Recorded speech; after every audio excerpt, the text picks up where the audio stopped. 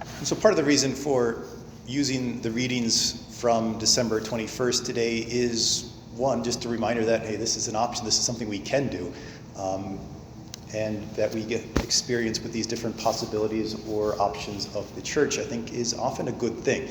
But it's also very nice to hear reading from the Song of Songs, sometimes an overlooked book of the Bible, sometimes one that might seem a little bit out of place amongst the rest of the book. It doesn't really have that same kind of reference to the Lord. It isn't focused so much in a historical account.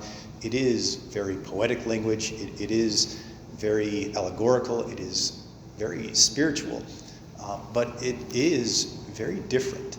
And to hear it again today is a beautiful reminder of part of what the text and the entire book is meant to express.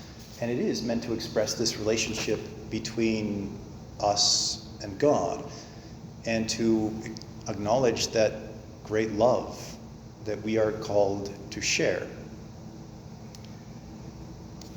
If you imagine and maybe recall from your own experiences in life, a young couple, maybe early in their courtship, maybe early in their dating time, maybe engaged or whatever it might be, but not yet living together. And as they prepare perhaps for a date, they make a time and they make some plans of what they're going to do.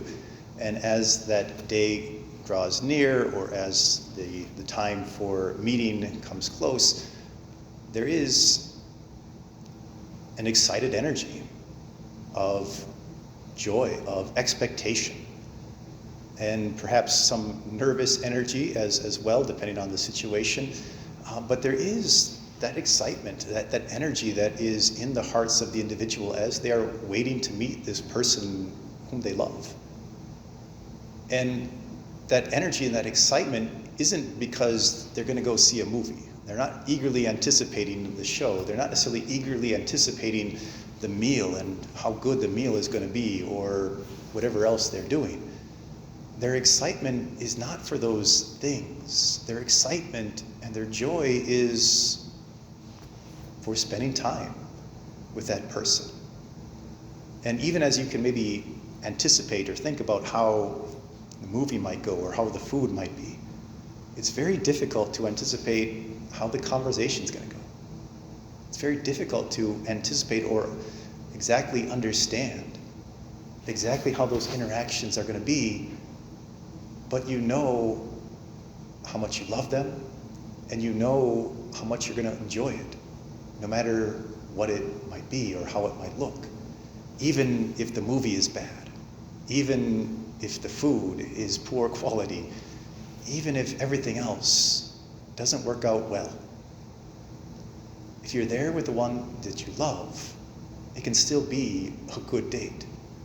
And it can still be something that is joyful and exciting and prolonging or continuing that desire to see them again. That is what the Song of Songs is talking about. That we should have that eager expectation. Hark, my lover, here he comes. I have been waiting for him, anticipating that presence, to see and spend that time with him. That's what Advent is about. That's what these last days before Christmas especially are reminding us to focus on. To have that eager anticipation for the coming of our Lord, as we would for anticipating a date or a rendezvous with one we love. Not necessarily even knowing exactly what to expect, or how things might look, or how those other pieces of this world might turn out. But knowing and trusting and believing that that time spent with the one we love will be good. It will be beautiful, and will continue to inflame our hearts in that love. Brothers and sisters, Christ is coming.